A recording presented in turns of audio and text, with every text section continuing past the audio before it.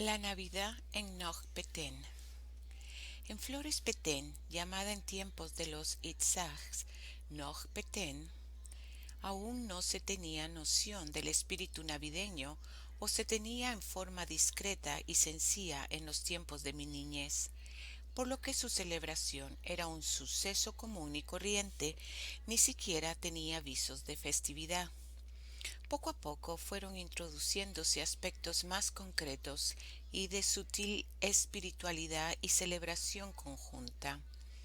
El primer recuerdo que tengo de la Navidad en mi pueblo natal se remota a aquella lejana mañana del 25 de diciembre del año 1940, cuando, al despertar a muy temprana hora y dar vuelta en la cama, fui sorprendido por una manzana helada en mi espalda.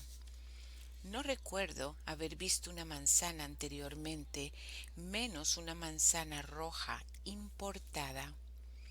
Del susto me levanté y corrí con la manzana en la mano hasta donde estaban mis padres desayunando y se las mostré todo exaltado, diciéndoles que había encontrado esa manzana en mi cama. Mi papá se sonrió y me aseguró que esa manzana me la había traído un señor llamado Santa Claus, por haberme portado bien durante todo el año. La explicación me sorprendió, pero me pareció aceptable y ya no hice ningún comentario más, quizá porque creí que yo merecía ese regalo. Qué bonito Ned, inmerso en nuestro conjunto de fantasías y pompas mágicas, a un personaje que estimulaba el poder creativo y de imaginación divina. Me parece que esa era la primera vez que oía el nombre de Santa Claus.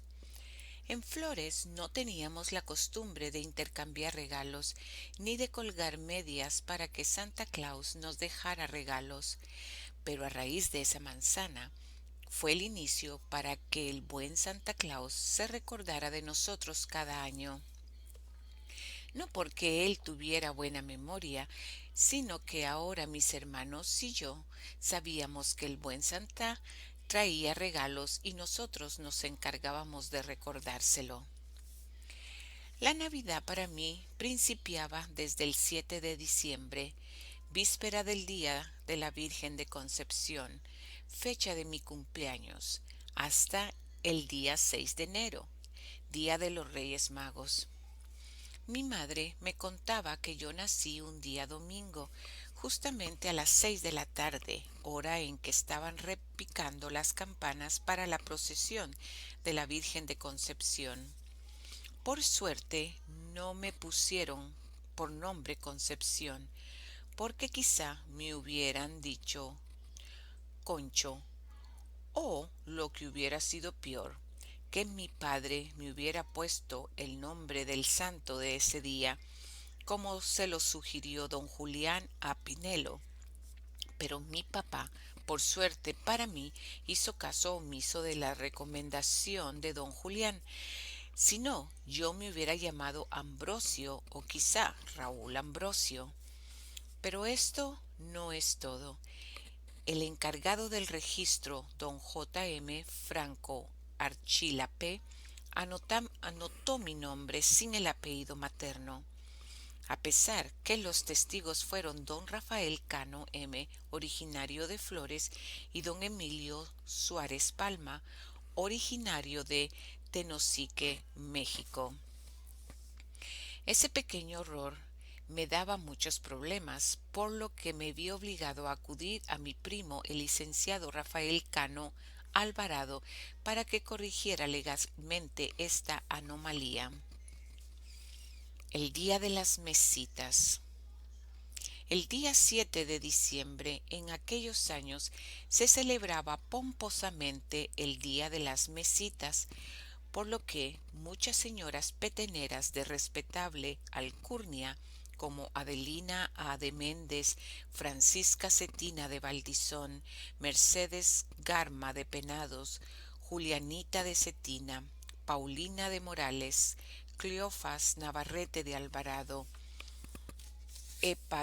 Afrodita de Burgos, Clementina Montero de Penados, Inés Vera Aguilar, Gregoria Aldana y doña Aríspida López colocaban frente a su casa una mesita llena de conservas y dulces para vender después de las 6 de la tarde.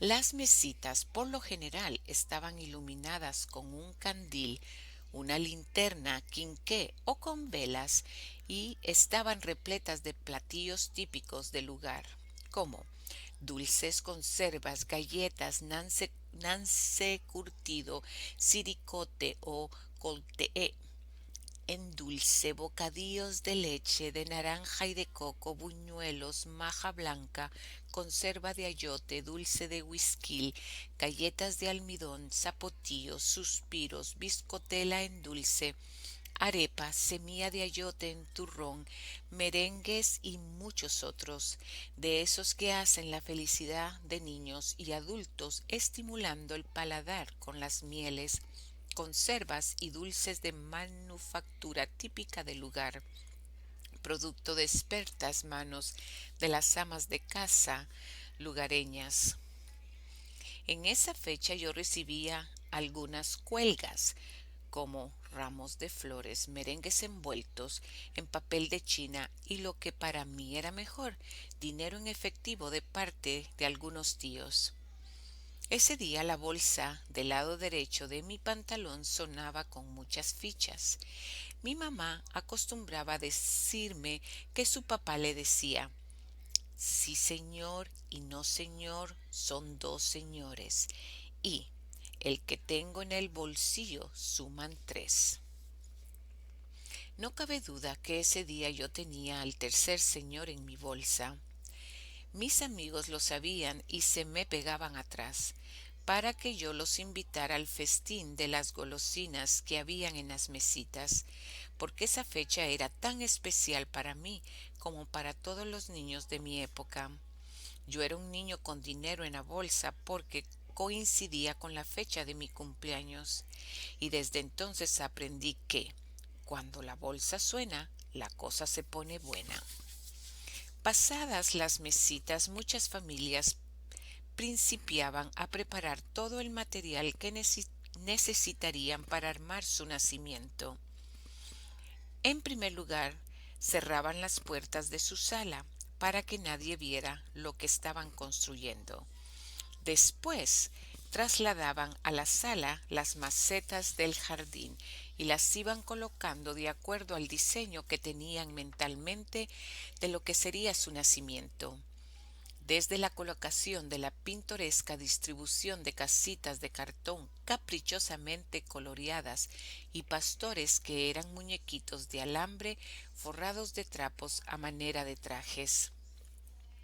Preparaban sus florecitas de papel de China, sus bambalinas, el cielo que le pondrían al nacimiento, sus cortinas, coloreaban el aserrín, recogían piedrecitas del lago para colocarlas en el nacimiento, cascarones de los caracoles o totes, lustraban sus candelabros, confeccionaban nuevos vestidos para el niño, la Virgen y San José. Algunos fabricaban pesebres de madera o de bejuco y se las ingeniaban para conseguir paste y musgo. En ese tiempo las lucecitas de color en Petén brillaban por su ausencia. No sé quién llevó a Petén por primera vez las lucecitas a colores, pero donde yo las vi por primera vez fue en mi casa. Mi padre tenía la facilidad de pedir cosas novedosas a la ciudad de Guatemala con los pilotos de las aeronaves, porque él trabajaba en una de esas empresas y era amigo de ellos. Entre las familias que hacían nacimientos grandes estaban las señoras Francisca Cetina de Valdizón, Amalia Pinelo, Aquila Pinelo de Rosado, Eva Tájer de Morales, Rosa Méndez de Penados, Neria Cetina, Irene Sosa de Romero, Carolina Ochaeta de Tájer, Dominga Pinelo de Alvarado. Recuerdo que una vez mi papá fabricó como nacimiento la maqueta del parque de la ciudad de Flores con barro y lo iluminó. Yo lo miraba muy bonito. Fue el último año que vi un nacimiento en mi casa, porque el año siguiente me enviaron a estudiar al exterior. Las posadas. Las familias que recibían las posadas generalmente no terminaban su nacimiento anticipadamente, sino lo dejaban a medias, con el objeto de recibir a los santos peregrinos. Las posadas principiaban el 16 de diciembre y terminaban el 24 del mismo mes. Cada una de esas noches salía una posada. Para el efecto, invitaban a las señoritas y señoras cantoras, quienes amenizaban la posada con cantos en todo el recorrido y adentro de la casa donde la recibían. Las posadas eran cortejos procesionales y acontecimientos muy esperados, pues para los jóvenes representaban un lugar donde podrían juntarse con la pareja elegida, que aún no tenía la autorización de los papás para ser novios. Las posadas eran motivos de sueños, renacer de ilusiones y de esperanzas. Eran amores y amistades que se forjaban al amparo de los santos peregrinos. Entre las cantoras estaban las damas: Julia Vázquez de Valdillo, Sara Puga de Fuentes, Antonia Sosa de Penados, Susana Romero, Carmela Romero, Carmela Cetina de Esquivel, Cruz López, Cleofas de Méndez, Antonia Garma, Trinidad Canec, Cruz López y otras.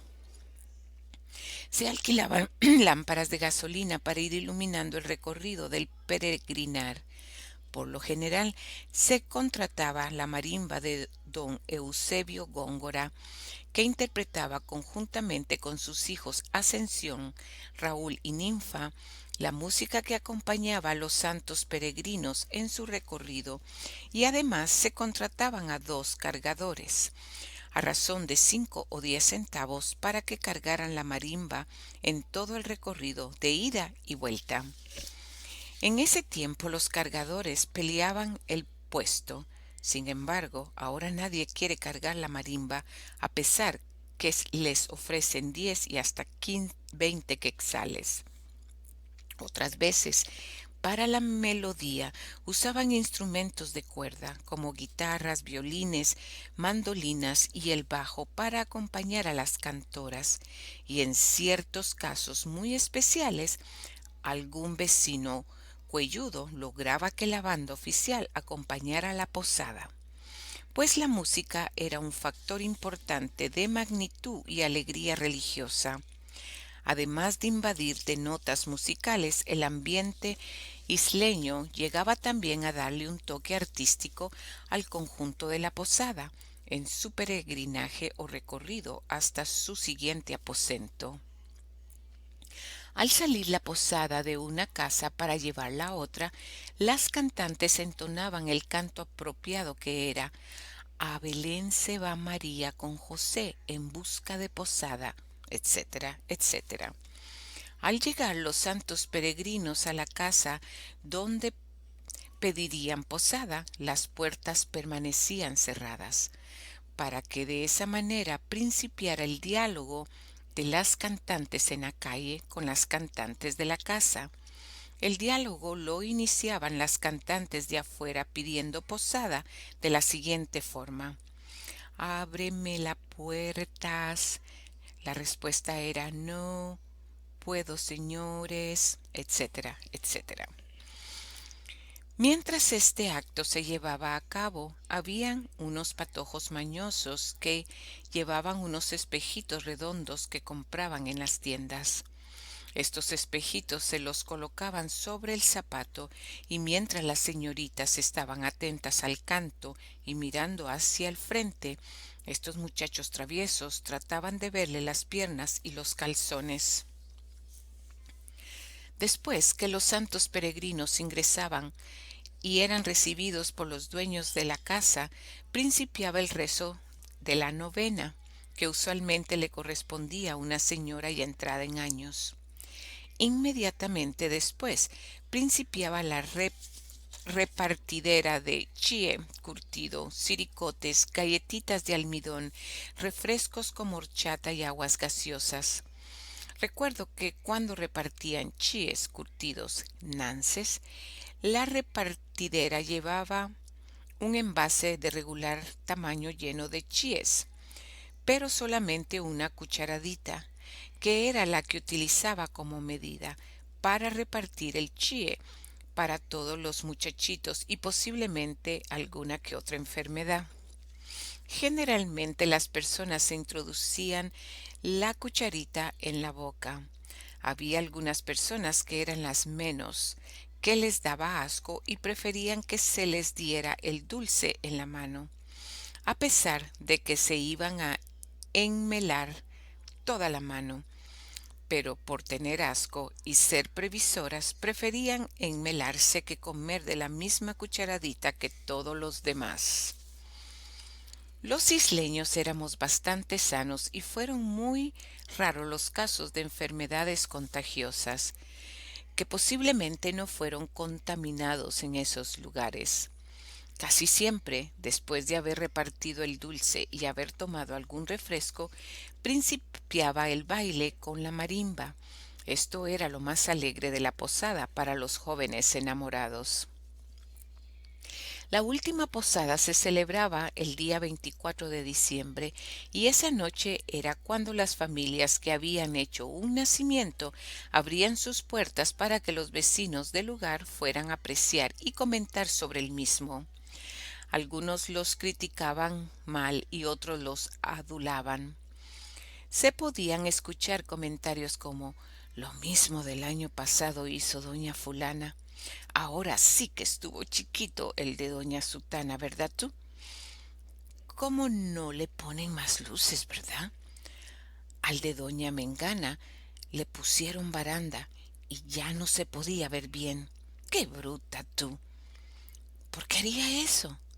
También habían comentarios como el de doña fulana sí es nacimiento, doña Mengana sí sabe hacer nacimiento, don fulano sí gastó dinero en su nacimiento, etcétera, etcétera.